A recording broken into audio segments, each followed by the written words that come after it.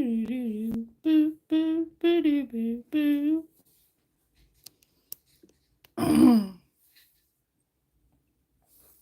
hi, howdy, hello. I hope you all are doing well. Again, I'm sorry I've been absent. Again. I feel like I'm having to say that like every other time I come on here. Let me clear off my table real quick.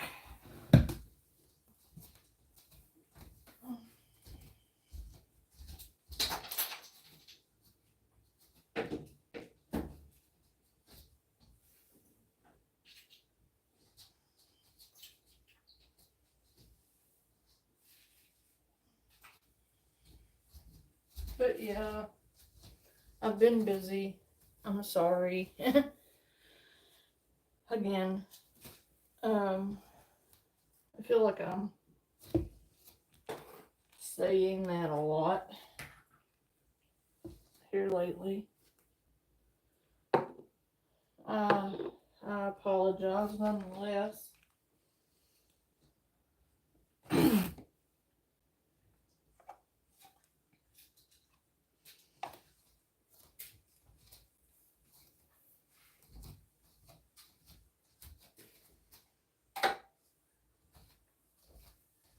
I'm getting my art shit together. Maine.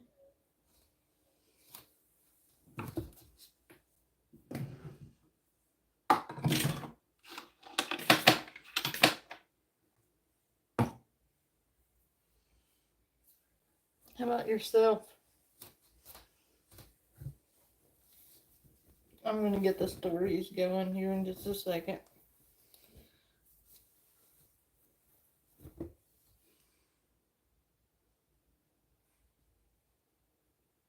What do you need help with?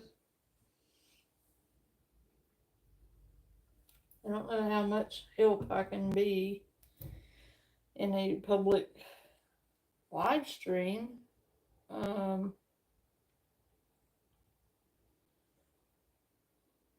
can try. And I don't know what you want me to do.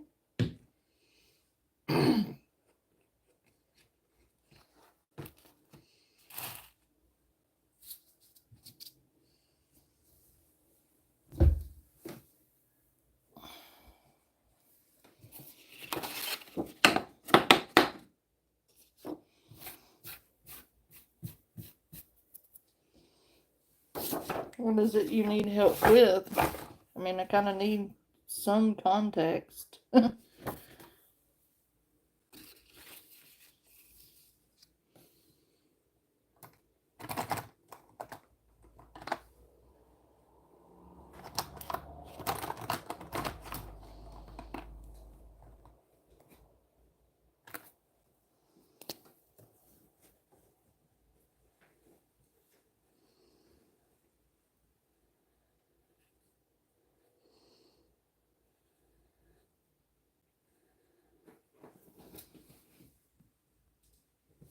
I don't have Insta.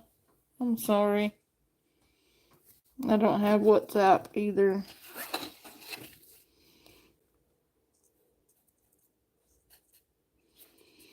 I use neither one of those. If it's an emergency, you should probably call your local 911 if you're in danger or something. If you need help with resources, you can dial 211, and they can get you where you need to go.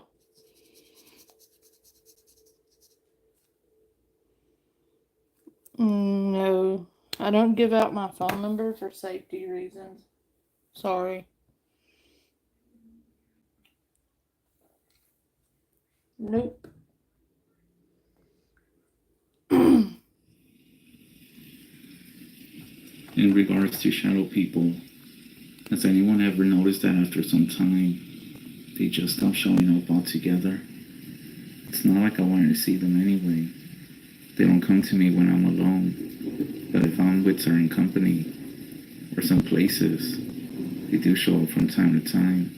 I have so many stories to share. Well, I won't call them stories because they aren't just stories, but real experiences. These things are real, man.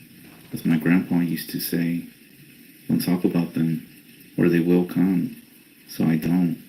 For you all who never have experience are lucky that you don't know what it's like to lay at night, trembling in fear, knowing something is outside your window, just 5 feet away. What I'm going to tell you is a true account of a late summer night that I had on the Hope US.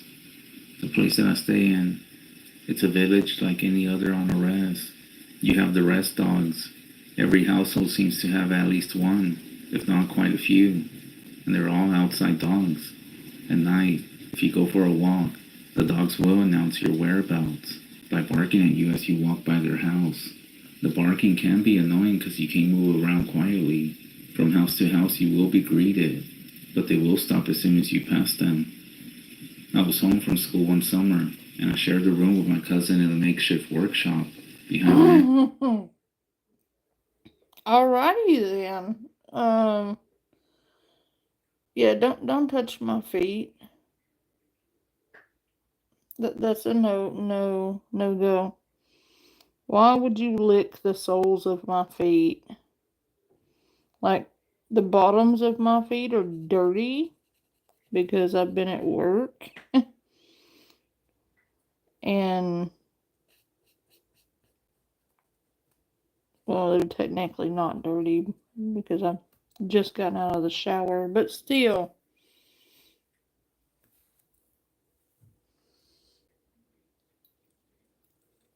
I'm gonna tell you they're dirty so you don't try to lick them. No licking my feet. Unless you want me to, like, boop you in the face, like, very hard with my foot. I don't suggest doing that.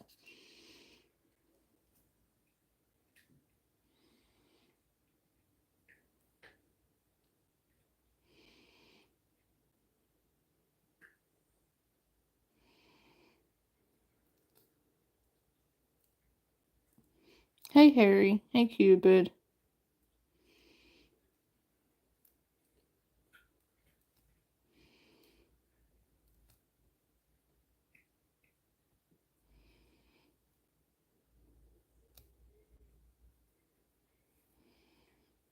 I hope you all are well tonight. I'm sorry I haven't been going on. I've been busy with family stuff. So,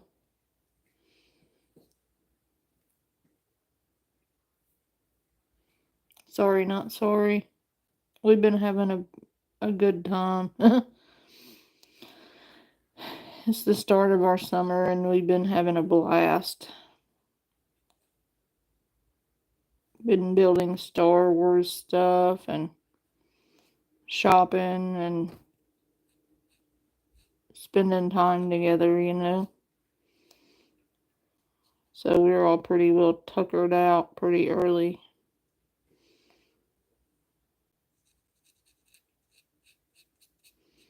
I may have to start doing these during the day.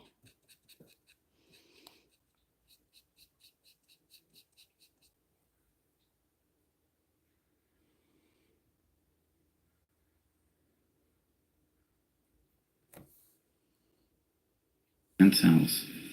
The shop was our little man cave all fixed up with a couple of beds, perfect for all of our needs.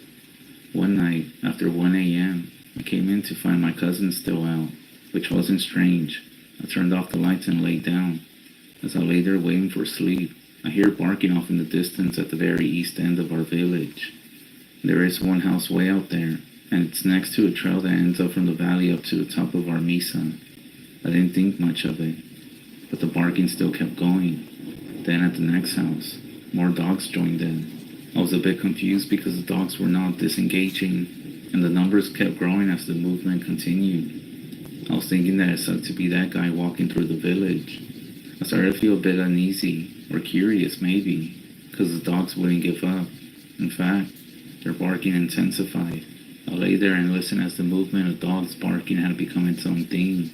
As they got closer, I could hear the dogs' paws on the sandy and rocky ground as they swarmed around this unlucky fool, or whatever it was they were so pissed off at. My heart rate went up, and suddenly, they were about 20 feet outside behind the small cinder block room that was laying down. I think their name is Angel, but I can't understand what they're trying to say. I think that's Arabic.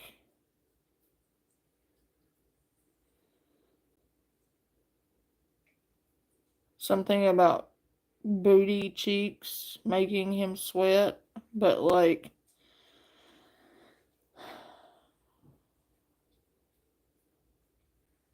come on, man.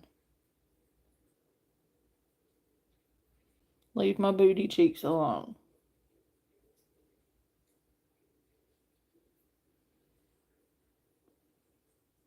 Yendolf is having a snack. Oh, you're from, you're Algerian German? That's cool. Hello, blah blah. I can English. Hello, Alexander. I can speak, I promise. Apparently not today, though.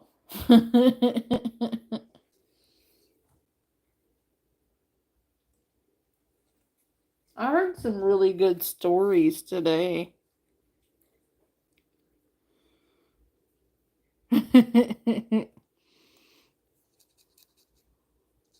Russia, Germany, English? Listen, I'm doing good to speak English today. Okay?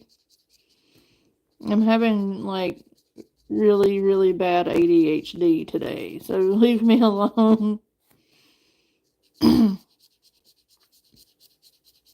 You guys ever watched Finding Nemo?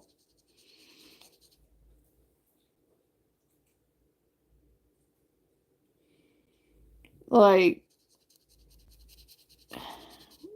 surely some of you have seen the movie Finding Nemo, right?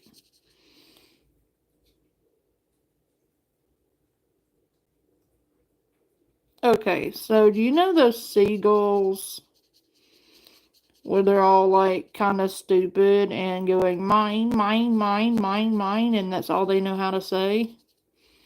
That's what the inside of my brain sounds like today. Okay? I am aboard the struggle bus when it comes to fucking focusing today. Like, my ADHD is just like, hello, would you like to struggle today?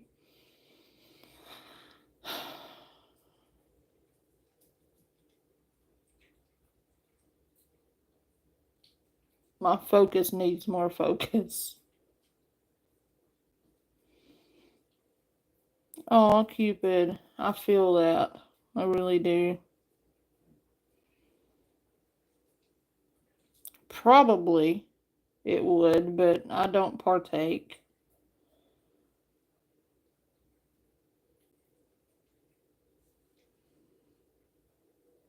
And I was glad that my light was off, along with everyone else's in the village because of the late hour.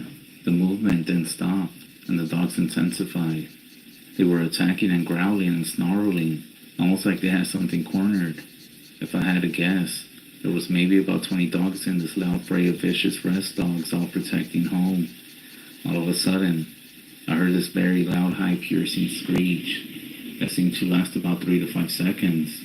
My heart stopped, my throat felt dry, and I was terrified. It didn't come from a dog or anything else. Thank you, Harry. um,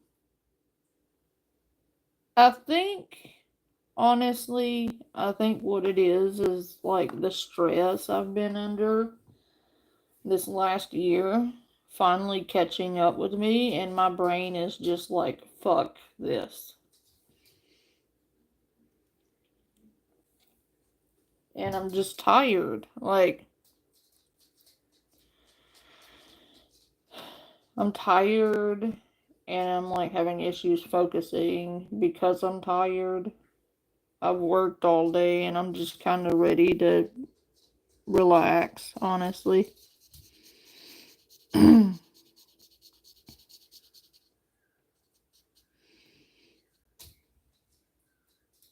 Hey, Tammy. But anyway, all you new folks coming in, hello and welcome. We are not doing the drama today. I don't have the patience for it. We are doing ghost stories and chill.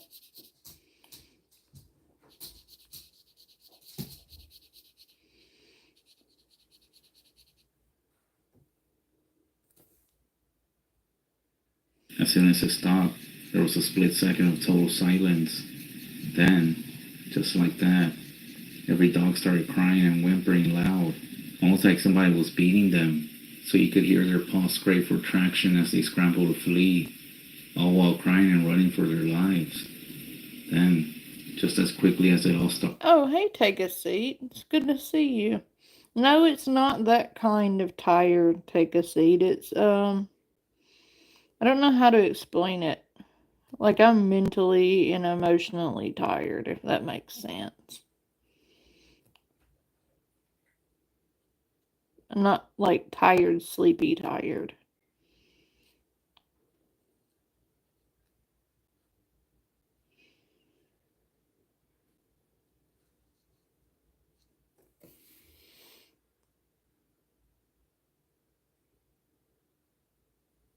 I hope you enjoyed your little gift today, Tammy. I hope you enjoyed that.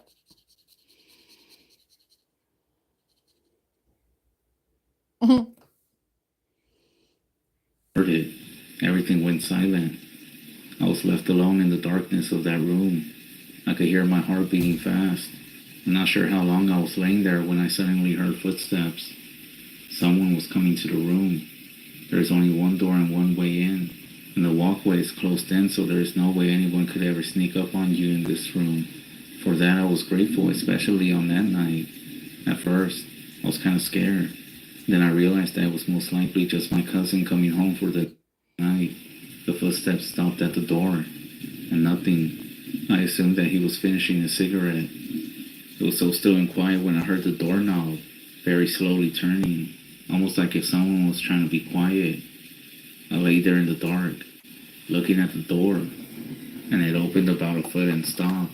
Then, in the darkness, I see a dark shadow of a head coming through that gap. It was pretty dark, but I could make out the head of a person as they scanned around the room in the darkness. That's when I called up the most manly voice that I could and said, "Yo." The head immediately turned towards me and looked at me. Suddenly, the head disappeared. I jumped for the light and ran for the door, which was about less than 10 feet from me. I ran outside, not even sure why, but there was no one there. No one was there. I heard no one running. They were just gone. I suddenly felt creeped out, like if somebody was watching me. So I went back inside and this time locked the door. I laid back down in the dark. No way I was going to be sleeping anytime soon. I was just trying to make sense of it all. Then, I hear footsteps again. My heart starts beating fast again. Then someone knocks on the door. I answer instead of opening the door. It was my girlfriend. I let her in quickly. She and her friends had just got home from Phoenix, and they wanted to know if I wanted to hang out and party for a bit. Damn right.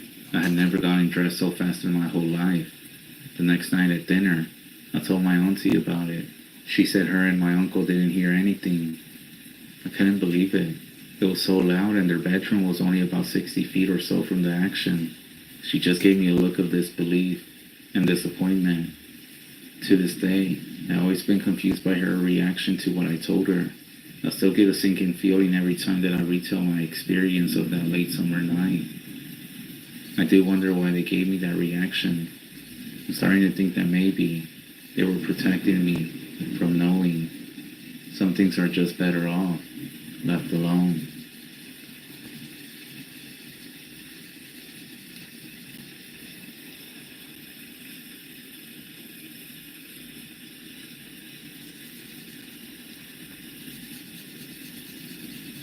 I went to Santa Clara, New Mexico, to watch my Zuni friend perform the deer dance with a group.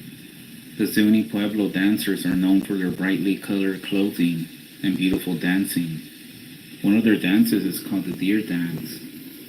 I actually live about an hour away from here, which is why he invited me since I was not that far. As I was there, I saw the dancers wearing bells on their ankles, and they used sticks with bells to stomp the ground. It was beautiful, as these dancers, the singing, and the rhythm had a distinctive sound to them. After the quote-unquote show, which I ended up finding out was an actual ceremony, my friend drove me back to his place. He lives pretty close to the river, and it's actually like the last line of houses before you go to the forest. So we stayed in his car a while, just talking about life in general. Anyways, my friend said that he needed to go inside and change, and then he would drop me off at my house. So we got out of the car, and he went inside. And as I'm standing outside waiting for him, I started to hear bells, similar to the ones from the ceremony. So I looked around but couldn't really see anything. Then I realized it was the same sound and pattern that the dancers' bells were making. I knew there should be nobody dancing this late, for it was around 10 p.m. So I thought it was weird. I started looking around to see where these sounds were coming from. They sounded pretty distant, but I still looked around to see if I could spot it.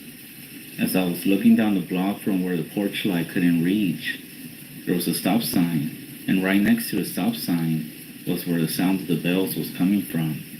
I see a silhouette of a person dancing. It looked to be wearing similar deer dancer attire, similar to the clothing that my friend and some of the people I saw earlier, except that this looked strange.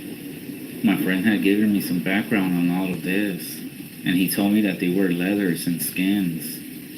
But this one looked like it was wearing something different.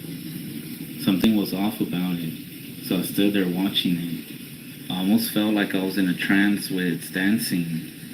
Then I realized that this person was almost as tall as the stop sign, so I focused more on it, and I realized that it was dancing like it wanted me to see it. Then I noticed that it started to move slowly towards me, at very slow steps, almost dancing from one side to the other. But as it was getting closer, I started to distinguish it more. It had huge horns. The torso was like a barrel. The arms were long and lanky, similar to its legs. This is when fear starts to build up inside of me, and I try to move, but I almost feel like I'm stuck, just staring at this thing. That's when my friend comes out of the house and is asking me what that noise is. Me being stuck just staring at it, I couldn't say anything. Then he sees it and starts screaming at it in some language I had never heard. He tells me to get inside the house quickly. I go inside the house and I see him follow right behind me. Then he comes inside, and I'm asking him what the hell that was. And he just looks at me and says that it was Adegashi. He calls his mom in his native language. She comes from her room and looks at me with concern, and then makes a phone call. Moments later, my friend told me, a medicine man is on his way over here, and he's going to perform a smudging ceremony. It's a cleansing. We need to purify the space and have him bless both of us. His mom then lights something in the living room and closes all the blinds and windows and locks the doors. After about 15 minutes, a knock is at the door, and it's this old man who has a bunch of bags and is wearing old traditional native clothing. My friend's mom quickly locks the door and has both of us sit down on the floor together. Without saying a word, the medicine man starts to light something and goes around shouting some words, almost like he was singing. I'm not exactly sure what is going on, but this only lasted like 5 minutes. He then tells us to get up and gets close to me. and says, "They have took notice of you. Leave this place quickly." My friend then quickly gathers everything, and he tells me that he's gonna go drop me off right now. Yeah, in the middle of the fucking night, back home. As we're on our way back to my place, my friend explains everything. He says that Aldagashi is a term for a witch, and that this witch was trying to cause harm, and was actually pretty close to doing so. Something about that these witches communicate with Chendas, and that they took notice of me, and were now gonna pursue me unless I left town. He said that when the elders in town say something, we must listen, for they know what is best for us. He said he would keep me updated, but to not come back into town, no matter how much time has gone by.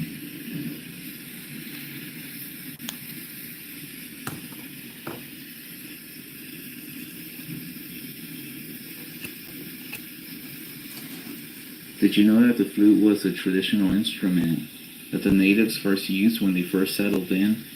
It's said that the skinwalker uses the flute to communicate with the spirits in other planes or dimensions. I was working on a ranch in Chinle one summer, near Canyon de Chelly. It was a fairly big spread, a couple hundred acres at least. We had been having problems with coyotes getting into the sheep pens at night.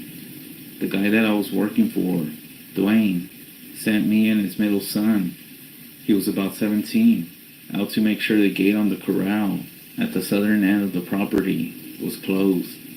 The younger boy, he was maybe 11, wanted to come with us as well, so we let him jump in the back of the Jeep. It was after dark. The drive out there was a good 10 or 15 minutes. Dwayne's kid was behind the wheel.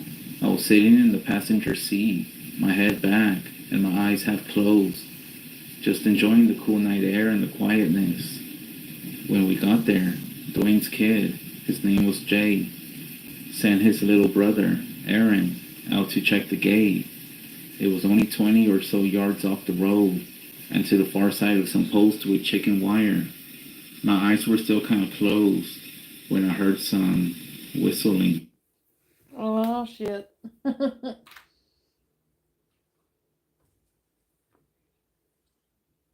If you're ever out at night and you hear random whistling,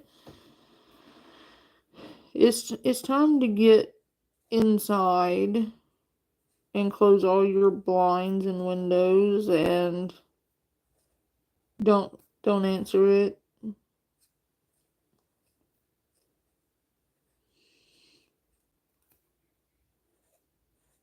I can guarantee you it's not Yankee Doodle and they're not going to do anything dandy.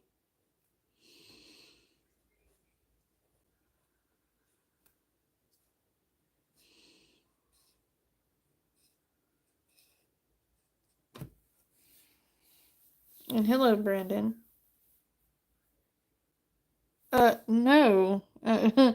No. We don't need red balloons, Shelly. And somebody wanted me to tell you hello, Shelly. A certain gremlin wanted to say hello to you.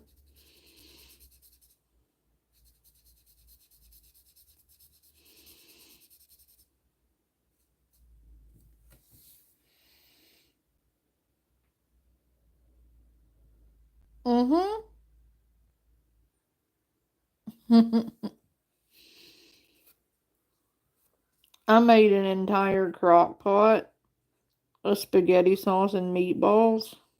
And I'm talking a massive crock pot. And every single morsel is gone. Like, there's not a drop left in that crock pot. I made like bacon, eggs, biscuits, and sausage, and like the whole 9 yards this morning. and they had that inhaled in like 30 seconds.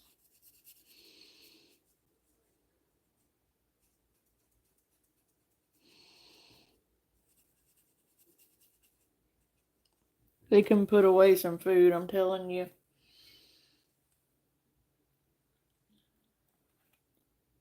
You know what, Harry? I do love that movie. I like the original one. I don't know how I feel about the new one with the Skarsgård guy in it.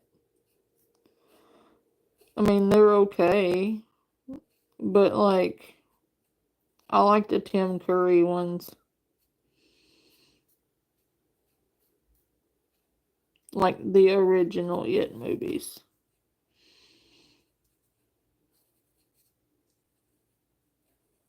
And you know, the book was different.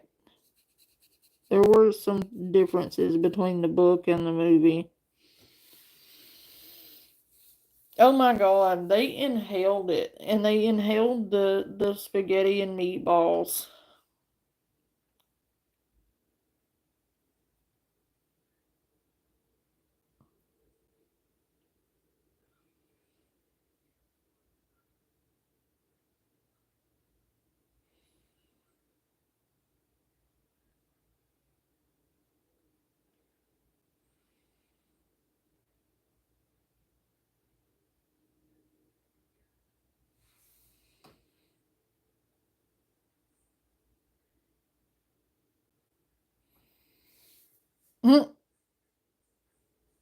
Right?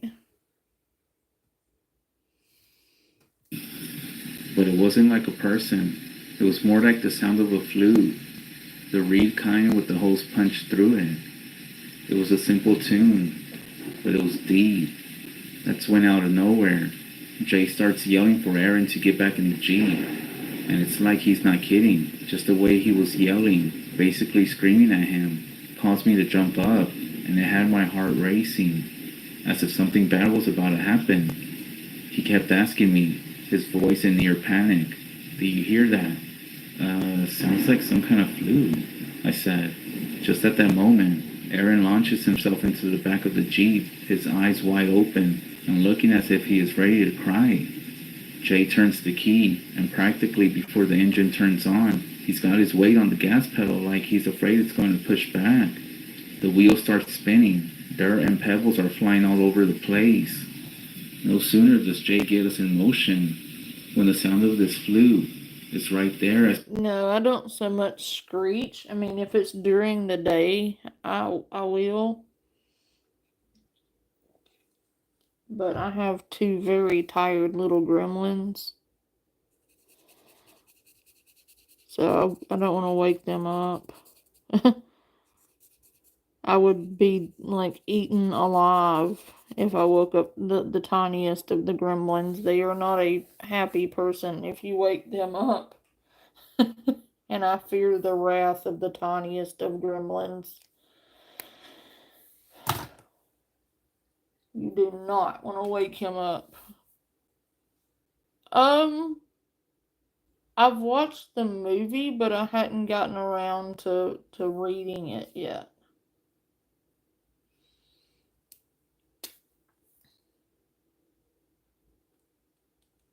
Oh, Boo, the movie Boo, Harry, is like that one's got Medea in it, and it's hilarious. I'll tell you another movie series I like. It's called Scary Movie. They're not scary at all. They're like spoofs.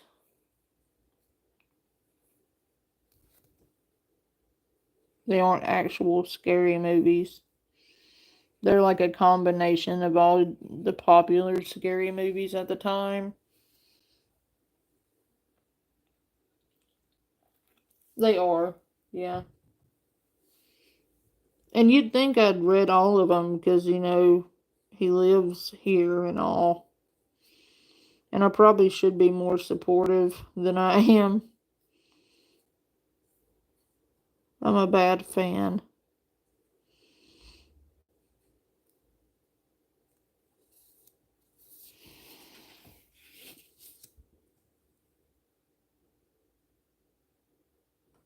I like The Silence of the Lambs. I like anthologies. Like the one I was reading to you guys, like with a compilation of short stories because my attention span is shit. I think it's because I've got so much on my mind, it's hard to focus sometimes and sit down and read like a novel. But like anthologies, I can do.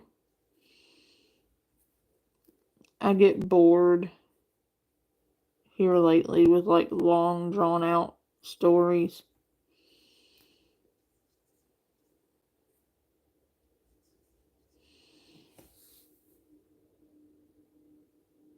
Yeah, the Twilight Zone was good, and there was another one, The Outer Limits.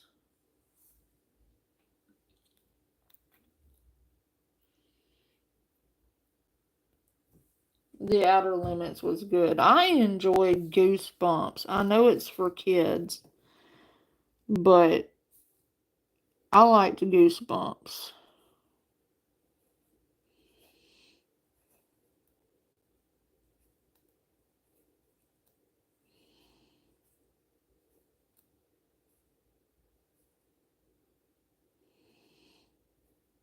But The Outer Limits was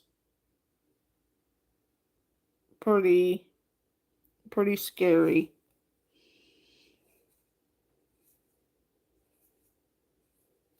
Especially with that episode where the freaking teddy bear comes to life and turns into a werewolf. That shit traumatized me.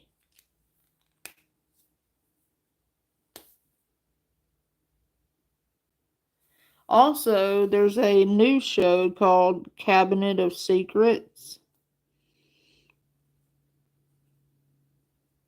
And it's like an anthology series of short, scary stories.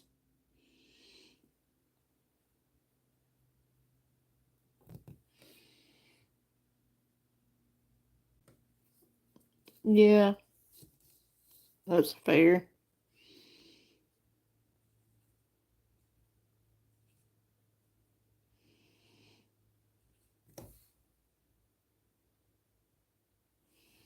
If whoever is playing it is just there in the dark, but I couldn't see a damn thing. As soon as we get back to the ranch house, the two boys run in and tell Dwayne what happened. The next day he goes into the settlement and comes back with a medicine man. The old guy spends more than half the day going around and blessing every part of the ranch. When he leaves, he tells us to be careful and to not go out alone at night. He said he is sure that there's a skinwalker going around.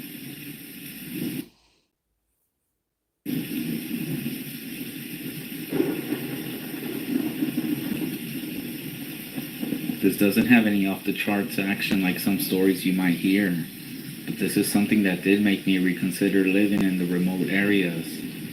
I went camping with two of my buddies about 7 years back. We were backpacking out in the deep woods of Montana. Every day we would wake up, hike until about noon, and then find a place to camp for the night, and spend the rest of the daylight hours fishing or shooting cans with a BB gun. All of us actually had real guns, but as you know, ammo isn't cheap, and we wanted them only for emergencies. We had a great first few days. On the fourth day, we must have been about 50 miles from the nearest road. We decided that this would be as far as we go, and tomorrow we would head back the way we came. We were pretty high up on a hill at this point, and we had a lovely view of the landscape. We found what seemed to be the concrete foundation of a long since demolished fire watch station, and decided that it would be the perfect place to camp. We made a fire, and then we went to sleep. It was still pretty early, but we were all tired as hell. Later that night, I woke up to go pee. I walked out to the edge of the concrete platform, and it was basically pitch black outside.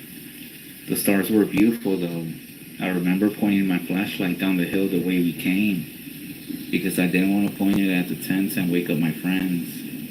The flashlight was pretty weak, one of those real heavy ones with a dark yellow light that only lights up about 30 feet in front of you. I could barely make out what I thought was a deer, moving across the path that we took up the hill, but it was too far for my flashlight to really hit it, and there were about a dozen trees in the way, so I only saw a few flashes of it. After a few seconds, I saw that it was actually not a deer. It was a person, and I started to freak out because I assumed it was a ranger that was about to give us hell for having a fire without a permit. Every time I looked back, this person was a couple feet closer to me, and I could hear them taking slow steps whenever I looked down, attempting to control my stream. I didn't realize it at this time how strange it would be for a ranger to be wandering around here without a flashlight at 2 in the morning, but I was tired. I could only still barely make out the rough shape of him within the darkness with my really crappy flashlight, but I finished up my business and then pointed the flashlight back at the person. He wasn't moving towards us anymore. I yelled out to them and asked if they needed something, but I got no response. Yeah, easy with the band hammer, man. Yeah, the stop motion is nice. Like, unless they're being obnoxious or like doxing people, just easy with the, the hammer.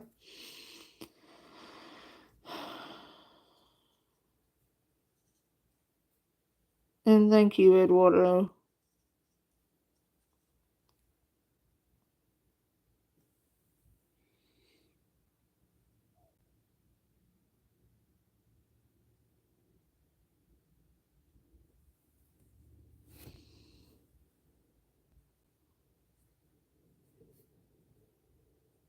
Sorry about that, Eduardo.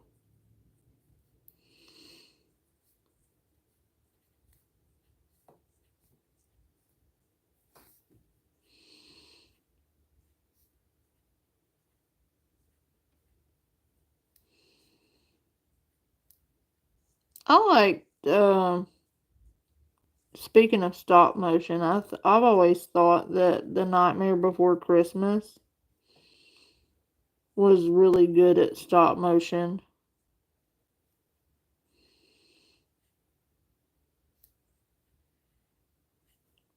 That had to take an ungodly amount of time to do because, like, Nightmare Before Christmas was incredibly detailed.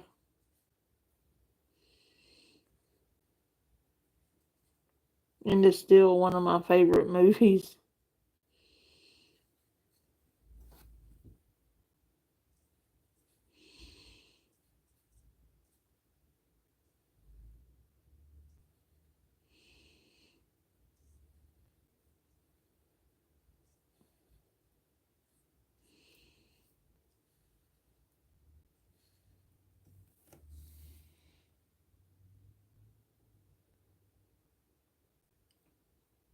Oh, thank you. He is sleeping right now. At this point, my buddies were awake, and they came out of their tents to see what was going on. One of them had a much more powerful flashlight than I did, and he pointed it to where I was pointing mine. It lit up the person, and we could see him pretty clearly now. He was tall, but fairly lanky, and about 6.5 feet tall. And something was indeed wrong with this person. They had sideways facial features. They weren't bloody or anything. It's not like he was attacked by a bear and it just rearranged his face, but his eyes were just sideways. And the mouth was also sideways. He was staring directly at us and starting to smile pretty hard, even though I'm not sure if I would actually consider it smiling, because it basically was just baring its teeth at us and maintaining eye contact. It was still pretty far away, maybe about 100 feet, but we could still see its face pretty clearly. Its eyes were wide, open enough for us to see the whites. We were all pretty shocked, obviously, and one of my buddies pointed his gun at him. As soon as this thing saw the gun, it just sort of coughed or gurgled. A bear rearranged its face. Now you're sitting there insulting it. I don't think that's a good idea. If the thing can eat you, you probably shouldn't be roasting it like that. Like, you should tell it it's pretty and maybe it won't eat you. It rearranged its face. So I take it this is not something pretty to look at then, huh? No, I can't. But it's just the way he's describing it I find amusing, you know? It's like, it looked like a bear rearranged its face. I'm like, well, that's not very nice. No wonder it tried to eat you. Jesus. Talk about rude.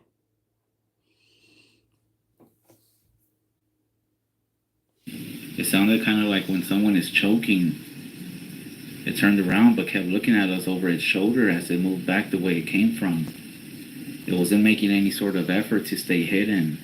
And with the bright light from my buddy, we watched it walk off into the woods for about 10 minutes until we couldn't see it anymore. All of us were freaking out and we quickly packed up our camp and let the fire die down. But that was the scariest part, to be honest. Not seeing this thing first, but packing up the camp basically in the dark because we couldn't hold our flashlights and look at the woods around us. In the meantime, we heard plenty of noises, and the entire time we felt like this thing was going to sprint out of the darkness. But it never did. We had our rifles out until daylight. Then we hiked faster than I ever hiked, and we got out of the woods. We hiked so fast that we were out by noon. We threw our stuff into the truck and drove 90 miles per hour, checking the mirrors every 10 seconds. We never saw that thing again. Once we were back in town, we all recounted exactly what we had all seen to each other, and our descriptions of this thing's face were all exactly the same. Very white eyes, sideways features. It never attacked us. The woods didn't fall silent. This thing didn't smell like its flesh was rotting. It was just strange, bizarre. It looked wrong, and it also moved wrong. And the scariest part was when we couldn't see it at all because we didn't know if it was going to be right next to us.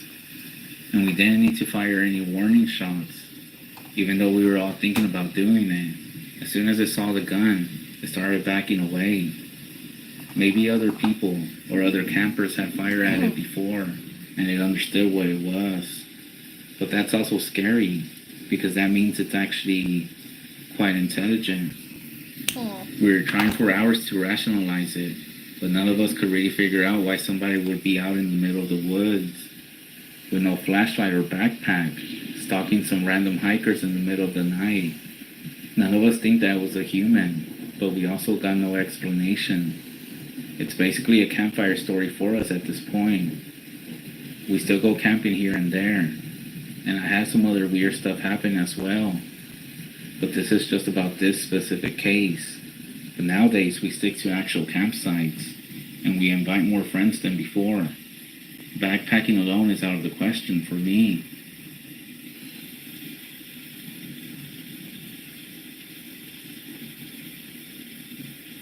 English is not my first language, but I want to tell you about my encounter with the goat walker. I was camping in North Minnesota. It was early winter, which is tame in comparison to my home. I'm with my stepbrother, my stepfather, and Alaska. Alaska is an old dog that I've been having since I was just 5 years old. The day is normal. Alaska is quiet. My stepbrother is loud, and we go fishing. We start the fire and cook. At some point during this, I realize that we don't have any water. My stepfather tells me to go get some water, that there are some wells a mile or two down the trail. So my stepbrother, myself, and my dog Alaska are walking down the trail in the dark. We're far from any town, so the night is very dark, but the sky is looking really beautiful. So anyways, My stepbrother is spoiled. We're about 100 meters from the camp, and he starts saying that he's really tired. So I tell him to just go back. He takes the flashlight and storms off. From here, it's just me and Alaska, old friends from home. A few minutes as we continue walking, we start to hear this weird noise. We think it's an animal. It's not abnormal hearing animals in northern Minnesota, obviously, but it seemed to be the wrong animal for these woods. It sounded like there was gravel scraping, and my dog is very nervous, which is pretty strange. My dog is strong-minded, so I get kind of worried too. He doesn't always act like this, as he starts to yip and snarl. Now I figure this must be a weird animal because the dog knows animals well, and also knows their smells. We're also outdoors a lot, so this makes me a little bit more bothered. The rest of the walk is pretty silent, but Alaska keeps stopping and looking back down the trail. I begin to think that my stepbrother is playing tricks on us, but I'm too impatient to play around. So I finally get to the well, and I'm pumping the old lever, and it's making that creaking sound that they do. But then, in the woods I hear a sound like an injured animal. I'm very uneasy now. My dog is now hiding behind me, and this dog is normally super brave, and likes to stand in front and guard me. But this time Alaska is too afraid. So I quickly fill up the jugs and I'm ready to go back. It's very hard to see in the dark because my stepbrother took the flashlight, so all I can use is the light from the sky. It's also very difficult to carry that many jugs of water with only so many hands. As I'm walking, Alaska begins to snarl and whine all over again. But this time, I can now see a figure on the trail ahead. It's not moving. It's just staring into the woods. It's obviously human, but I know Alaska would be eager to meet a stranger. It loves people, so I cough pretty loud so that the figure can hear. And that's when this person speaks. "Oh, you were passing by me earlier, and I didn't see or hear anyone." I stand there for a second, weary because again, I'm sure there was nobody on the trail. I can hear my dog breathing. Then, this weird sound comes from the man. I know this wasn't smart of me, but I decide to ask him where he's staying. And he says, "Oh, I have a tent. It's only a couple of sites from yours." I stand there again, not sure what to say. Then the water sloshes around in the jugs, and the man offers help to carry them. I actually agree, but as he starts walking over to me, there's another weird noise. And Alaska starts barking at this person when he comes over and takes the jug. He's really rough with it, and I also notice that he's all dirty. Like his hands look like he was digging in the mud or something. But I do say thank you, and he says, "Oh, not a problem," and that he's always eager to give help. My dog, on the other hand, is now standing on the other side of me, sniffing the air, and then I notice that it kind of smells like a farm. I don't want to be rude, so I don't ask questions. And I can actually see the campfire light through the trees, so I know we're not that far away. But as we're walking, there's a sudden feeling of anxiety that's overtaking me. I have this desire to tell the man that he doesn't have to come all the way back to camp, and I don't know why I'm having this issue. I never have any problems talking with my family, my boss, or girls, but I can't bring myself to look sideways at this man. But I have the feeling that something is insanely wrong with him. The fire was close enough now to throw a shadow, but I can't see anybody's face, and there's no talking. There's only sound from the fire. I still have this overwhelming fear. It's like the metal from the water, and then the farm smell. It's burning my nostrils. And then I realize that it reminds me of a time when my dad cut himself in the big barn. The smell of it all, and that much blood. I'm still afraid of blood, and I'm just very ill from that memory. That's when I finally turn to look at the man, and I see that his eyes are white all over.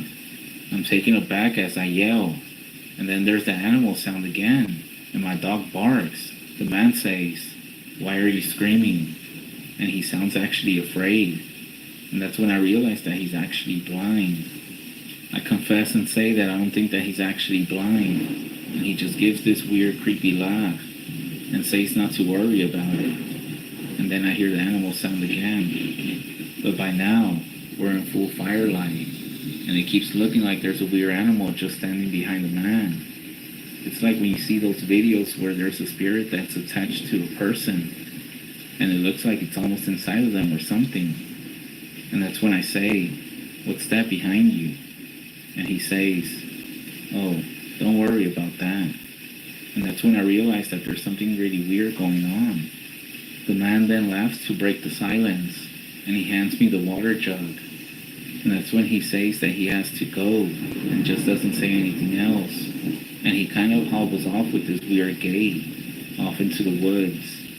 A few minutes later, my stepfather and my stepbrother come back from the trees, as they had both gone to use the bathroom. That's the end of my story.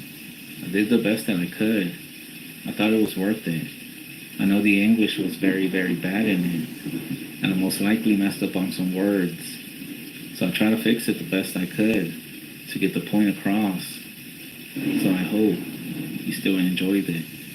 I'm not sure who this man was, or even if he was a man. Maybe he was the devil helping me out. Maybe. I'm not sure. But I know that image of his face still haunts me to this day.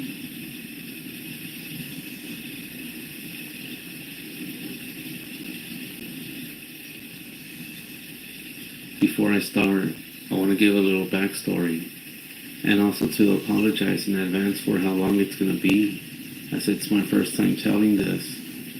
I'm full-blooded Navajo from the res in Arizona.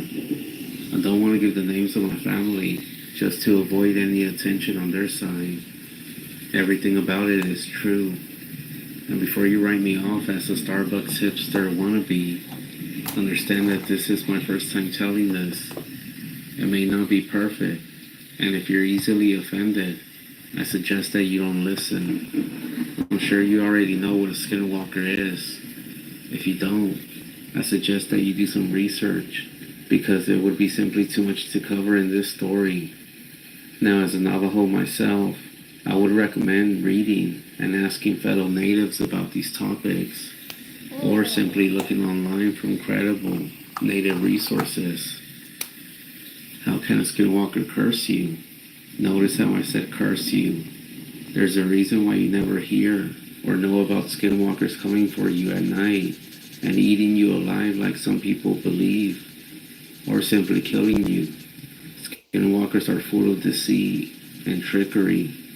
They take satisfaction in seeing someone's life full of misery, especially when they themselves are the cause of it. I was cursed for years by a skinwalker. I didn't know about it at first until I started putting the signs together and looked for help back from the elders in the res. Yes, I lived in the city when this happened. Now hear me out. Skinwalkers don't have to be near you, or you don't simply have to be in the res. Now ask yourself, why is that? Technically, keep in mind, before colonization, everything, everywhere, was the res. Anyways, I'll get to the story on how everything happened, but just bear with me. I gotta give some background on everything. We live in a small house in a little valley, about 15 miles outside of a small town called Sanders. They recently put a dollar store there, so I hear it's up and coming. Just a rinky-dink little gas stop town that isn't too much to look at. Anyways, we didn't have many neighbors, and they weren't like neighbors here in the city. The houses were spread far out, and we barely even communicated with anyone outside of our fence, other than the time when my brothers and sisters and I found the snake in our house, and we had to get it out. And also the few times that we asked to borrow a cup of sugar. There weren't that many other times that we asked our neighbors for anything. There were 5 of us, my 2 sisters and 2 brothers and me. I fell second oldest after my oldest sister. Our mom had become an EMT in Sanders, but despite it being really close, she was gone for days, 2 weeks at a time. We all had different dads. Our current one was our stepdad, but he was the father to our two youngest siblings. And, well, the guy was simply not a good person. He served in the army for some time before he met our mom, and actually had two other children with another woman before he left her. The rumor was that she caught him beating her babies and left them. I can't say much. That's fucked up. And yeah, April, that is from the Day of the Dead. It's exactly what it is. And she is done.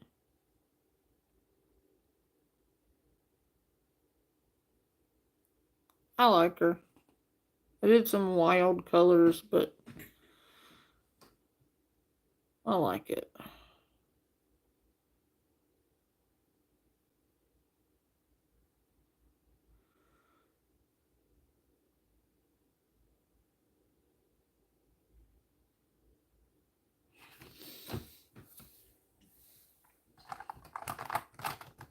Yeah, I don't know why people seem to think skinwalkers can't be out here.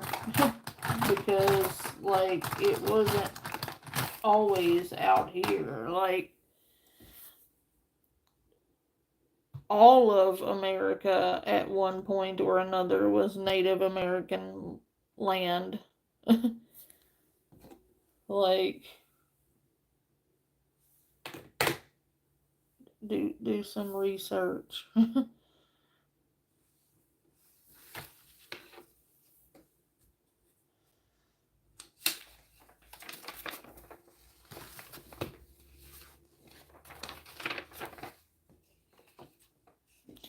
She is finito.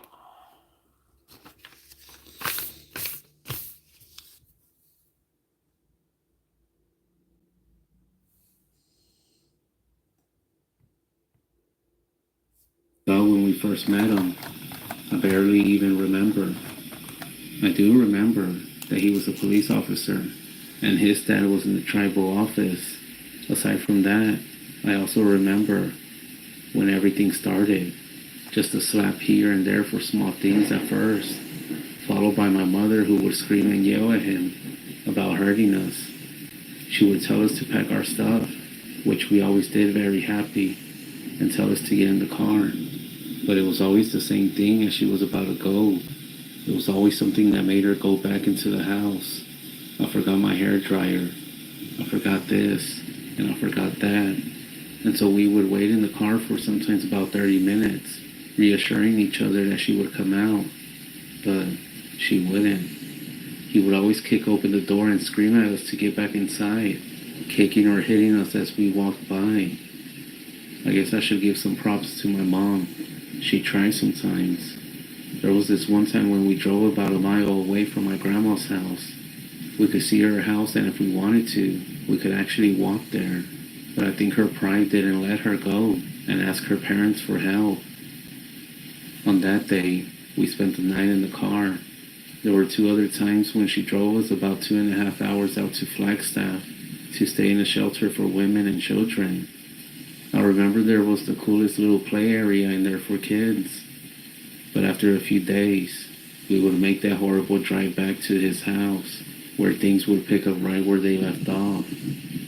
I don't blame my mom. She was dealt with some rough hands, 4 kids and no place to go. After one big fight, something in our mom snapped. Before she told us to pack, we started packing. But something was different. She yelled at us to come inside the living room. We all went in there, and my older sister was holding our baby brother. I was holding my little brother Kyle's hand, and then she screamed at our stepdad. You know what? Fuck it. I'll say his name, mostly because I hate referring to him as Dad in any context. His name was Jimmy, and she said to him, "Is this what you want me to do to my kids?" She grabbed my little brother and yanked him away from me and kicked him. He fell on the floor and crawled behind the fireplace. My sister set my youngest brother, who was just a baby, down to help my other brother, and before she could get there, our mom grabbed her by the hair and threw her across the room. She hit the wall by our front door, and then she grabbed me and started hitting me. She started to reach for my baby brother when my oldest sister ran over to her crying and covering him with her body. And Jimmy was just sitting there, watching as our mom worked away. After that day, it was really hard to imagine that she could keep us safe anymore, and she didn't. And it got worse. From throwing us out in the winter nights with no clothes on, whipping us with a fishing pole rod, beating us with his hands, wires, and the infamous green bell. We got everything, and it was rough. It was only after he broke a couple of my brother's bones when CPS started noticing. But before the interviews, Jimmy always got a chance to talk to us. We had a gate outside our house that had to be manually opened in order for anyone to get in. They would come in a white van. I still remember what it said on the side: Navajo Nation Social Services. Our stepdad would pull us aside as my mom walked out to greet, and I think she would do it to buy time. But who knows? He would always say the same thing: if you tell anyone, they're gonna separate you, and you'll never be able to see each other again. And if you tell anyone, I'll kill you. So of course, as kids, we never said anything. One day, in 3rd grade I believe, he had to take me to school because I couldn't miss any more days, or I would be kicked out. I can't remember why, but he beat me in the car outside of school. And when he opened the door to let me out, he said, "Tell them that you fell." I walked inside and I remember there being a movie playing, so the lights were off, and a heavy TV on one of those black rolly things was in the front of the room. I crawled into my chair and put my head on the desk. That's when I felt somebody touch my shoulder, and I jumped thinking it was him, but it was actually my teacher, Mrs. Grant. She asked me to come outside with her, so I followed her. When she saw my face, I remember she started to cry. I was like, crap, she's crying, and she hugged me. I felt so bad for her, so I hugged her back. And then she asked me, "Who did this to you?" I fell. "Don't lie to me. Tell me who did it." And for some reason, I told her. My dad. She asked why, and I won't ever forget what I told her. Because I deserved it. What she told me next kind of set in stone everything that I had been feeling. No one deserves this. She took me to the nurse and showed me my face. Right there on the entire left side of my face was a perfect handprint. They let me sleep in the nurse's office after they got pictures of my body and bruises. It was embarrassing, and the day passed. When the weekend came, a white van pulled up outside the gate. Of course, it was social services coming to do another interview. We went through the same speech as always. The lady asked me questions. "Did your dad do this to you?" "No." "Your teacher told us you said your dad did this to you." "No." I lied to her. I did often wonder if they knew they were making things worse, not better. But I guess I was too young to know that these were the people that could actually save us. Maybe. It was embarrassing. I imagine the reason CPS never came back after that day was because it was hard to believe that two people that were a cop and also an EMT, who are people that save lives, could ever do this to their own children. To clarify, you might be wondering where the rest of our family was at, such as my grandparents. The truth is there were so many fights at their house. At the time everyone lived with my grandparents still. It always ended the same way. Our mom would bring Jimmy over to their house. My uncles and aunts would try to hide us, but they would always find us and take us away. Soon, we just never saw them anymore. And when we did, they didn't want to be around when Jimmy was there. And I don't blame them. Anyways, that was life for the next 13 years. That's all we knew. Our parents were always beating us, and our mom started to be gone for weeks at a time, leaving us at home more often with that guy. My older sister ran away when she turned 18. Verbal, Sexual and physical abuse was all in our house after all that time. When I was 15, I started working at the Grand Canyon. Then, suddenly, I was 18. I got a scholarship to go to school in Denver. I was super excited, but it meant that I was going to have to leave my younger siblings there. By this point, we were all waiting to follow in our sister's footsteps and run the second that we turned 18. I'll be honest, I felt horrible about it because we were all we had. It sounds horrible, and the abuse portion of my life seemed like it was never ending. But I had my siblings there, and it made it easier.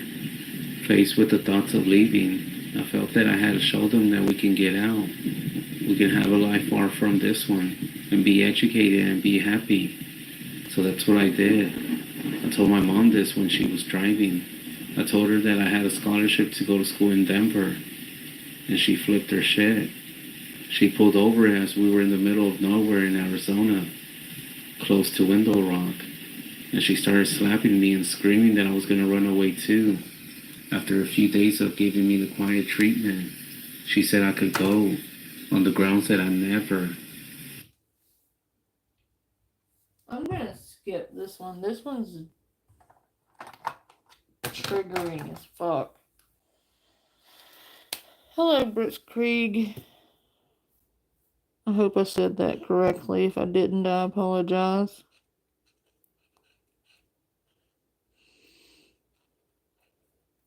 Yeah, that's not dark enough.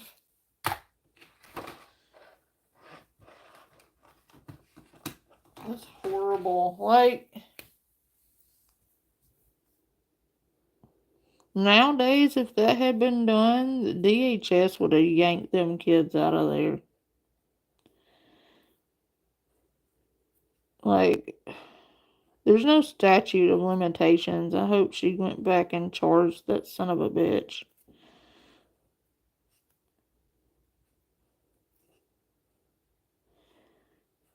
Or that he choked on a dick.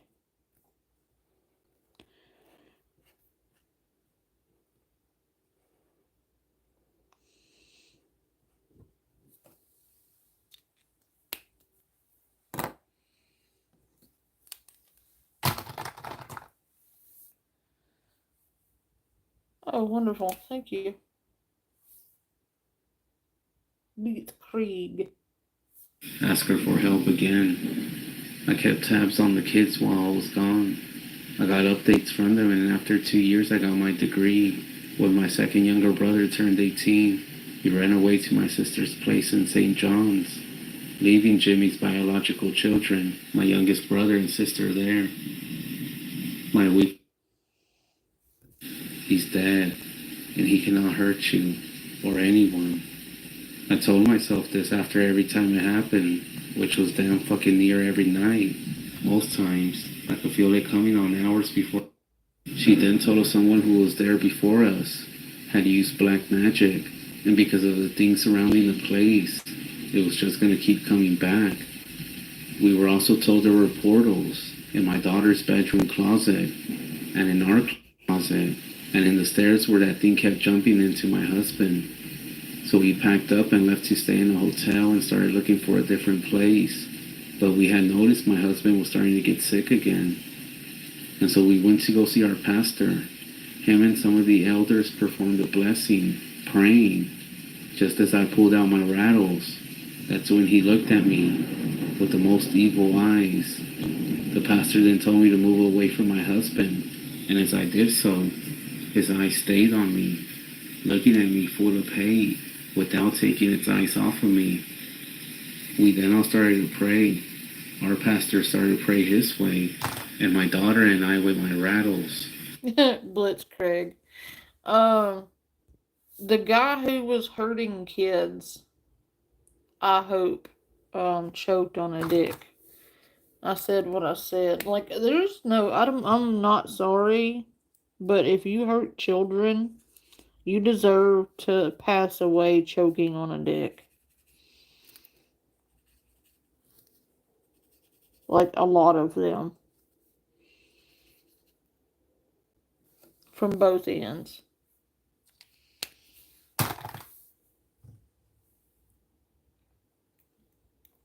Hey, my arms are thick. I got big muscles. You got problems with big arms there, Harry?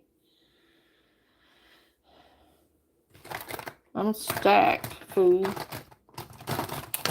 Better recognize. I'm swole. I got big old manly arms to hold you with. Come here, sugar. Let me be the big spoon.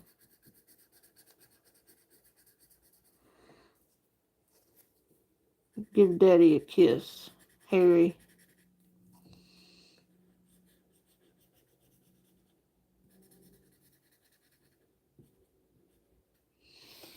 Come here, Harry. Give Daddy a kiss.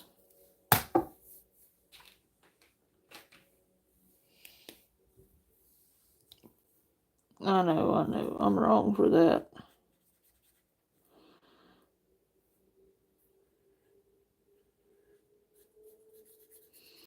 I don't have the right equipment to be a daddy.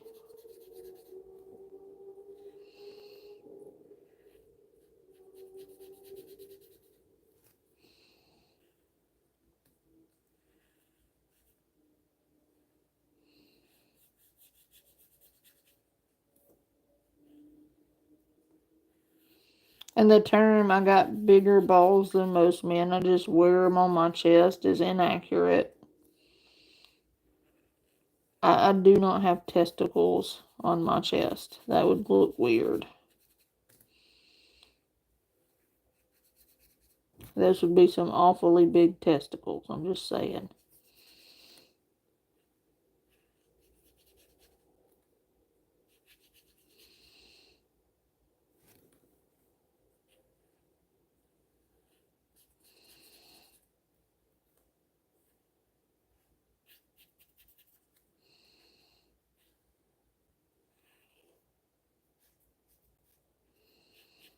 I need a fucking backpack just to carry the bastards if those were testicles. Like, I never understood that term either, or that saying, because it just left a bad mental picture. Like, you just picture a chick with testicles dangling from her chest. Like, that is not a sexy mental image. Like, I could do without that, thanks.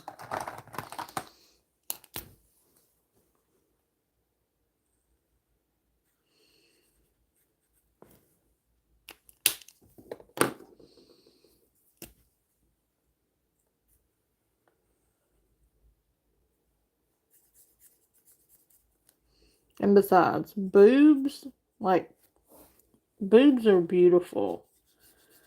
Okay? I prefer my boobs without testicles. I just like boobs. What's wrong with a nice set of boobs? Why you gotta ruin a mental image like that?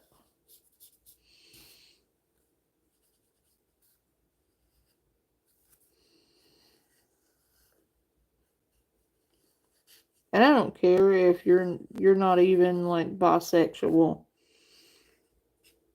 Everybody loves titties. Man, women, doesn't matter. Show me a woman who doesn't appreciate a nice set of tits, and I'll show you a liar. She may never admit it, but I'm just saying.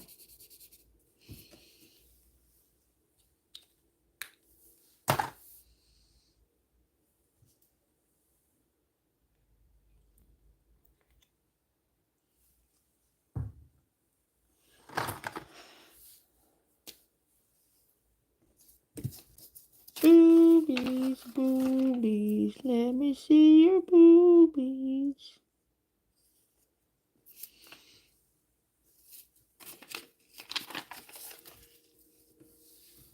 That one's done now. Yeah, I need sleep. I'm sitting here singing about boobies.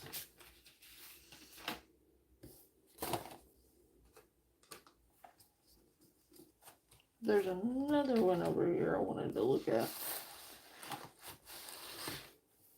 doing, and it was, where'd you go?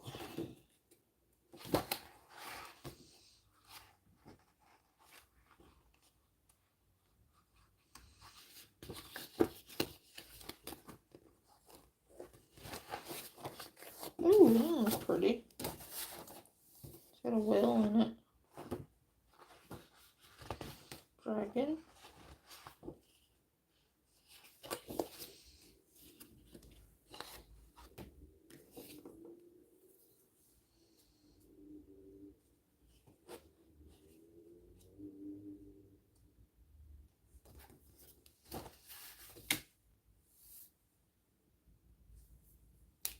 As we started, my husband started getting sick, throwing up to the point that he fell over and started shaking like he was having a seizure again. Once we were done, he said he felt lighter and at peace. Later on, I also smudged him. I fanned him down and said a prayer. Never in a million years have I ever thought anything like this could happen to our family. And this stuff is real, not only just something that you see in a movie. I know I'm going to get a lot of pushback about native medicine working better than church medicine, since they say that it doesn't heal true natives. However, I do want to say that both ways were done, as I was raised the traditional way. There was no way of getting rid of whatever this thing was. As we were told by the medicine lady, witchcraft is white man medicine. This is why we chose to do both ways, and it's healed my family just fine. We are native. Besides, she also said that we don't know where the evil originated from. Anywho. I am tired. I hope you all have enjoyed our stories. And I'm going to bed. I'm going to work tomorrow.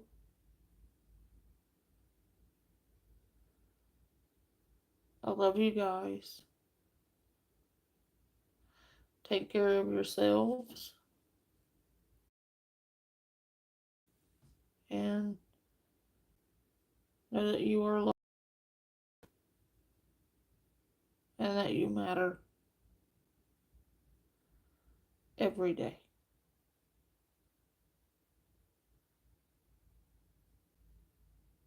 Oh, how tiring, Harry. I'm sure it's just exhausting to go into chats. I've been working. I'm tired from working.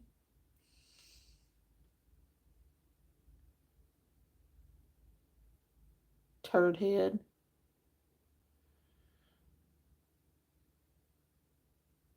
Good night, guys.